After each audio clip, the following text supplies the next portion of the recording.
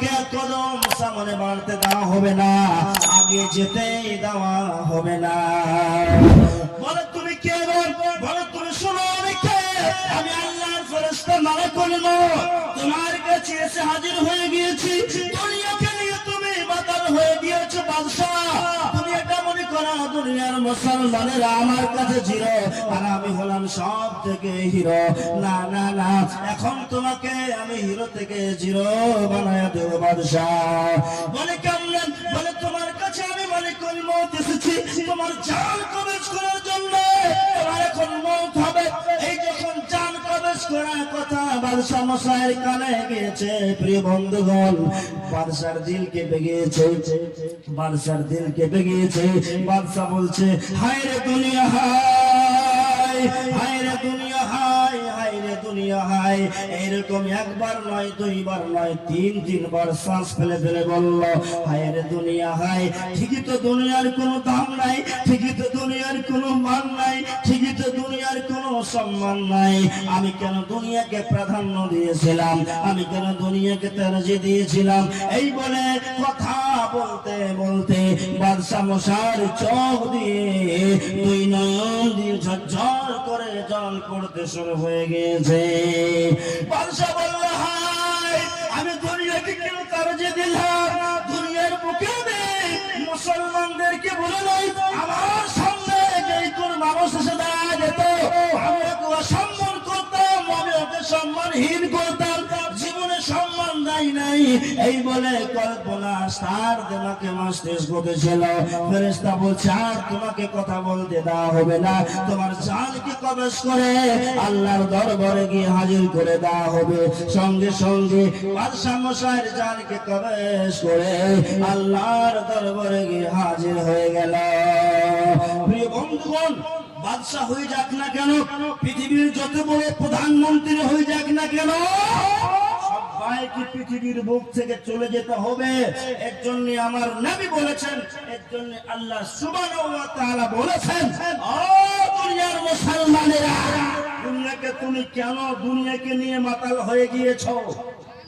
দুনিয়ার প্রেমে পড়ে আজকে মুসলমান সুদ খায়, দুনিয়ার প্রেমে পড়ে আজকে মুসলমানেরা ভাই ভাই দ্বন্দ্ব লড়াই মারামারি করে, দুনিয়ার প্রেমে পড়ে আজকে মুসলমানেরা পৃথিবীর ইতিহাস জাগরণ করে দেয়।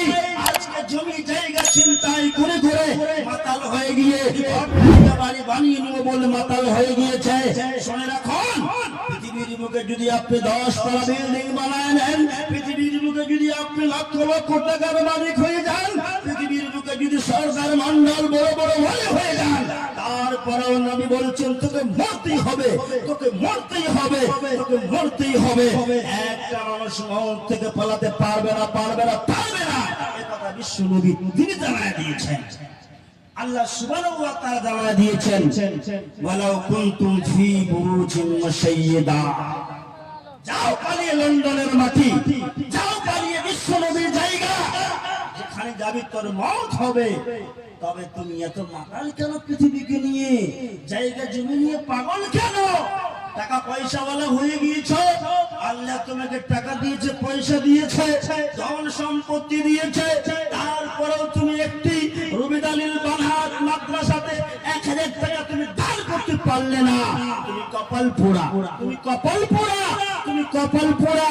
ওই লোকটা কপাল পোড়া যে লোকটা আল্লাহ আল্লাহ রাসূলের রাস্তায় দান করলো না, করলো না, করলো না, ওই লোকটা আপনার কিনা অভাগ্যশীল, ওই লোকটা বদকিসমত বলা, যেই লোকটা সময় পেয়ে আপনার কিনা সুযোগ পেয়ে দান করতে পারলো না আল্লাহর রাস্তায়, নিজের আপনার কিনা জান বিল্লি বিল্লি করলো না, টাকা দান করলো না, পয়সা দান করলো না, ওই লোকটা কপাল পোড়া। প্রিয় বন্ধুগণ, নামাজ পড়ে জান্নাত খরিদ করতে পারবেন না, হজ করে জান্নাত খরিদ করতে পারবেন না, দান করে আপনি জান্নাত খরিদ করতে পারবেন। দান করবেন, জান্নাত আপনার পকেটে হয়ে যাবে।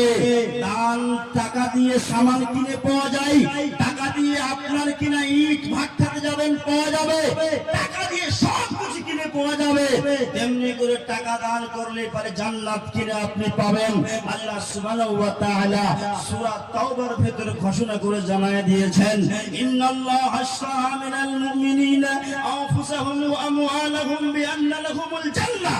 দুনিয়ার মুসলমানেরা, রানীগঞ্জের মুসলমানেরা, সরাইল এলাকার মুসলমানেরা, তোমরা শোনো, আল্লাহ সুবহানাহু ওয়া তাআলা তোমাদের জানের বিনিময়ে, তোমাদের মালের বিনিময়ে আল্লাহ সুবহানাহু ওয়া তাআলা জান্নাত খানাকে বিক্রি করে দিয়েছে। কে দেবে টাকা, কে দেবে জান, তার বিনিময়ে জান্নাত, তার বিনিময়ে জান্নাত। আমি বলবো বন্ধুগণ, এই কুরআনুল কারীম খানার ভিতরে 30 খানা পারা রয়েছে। আমি বেশি বলবো না, অন্তত পক্ষে 30 জন ব্যক্তিকে বলবো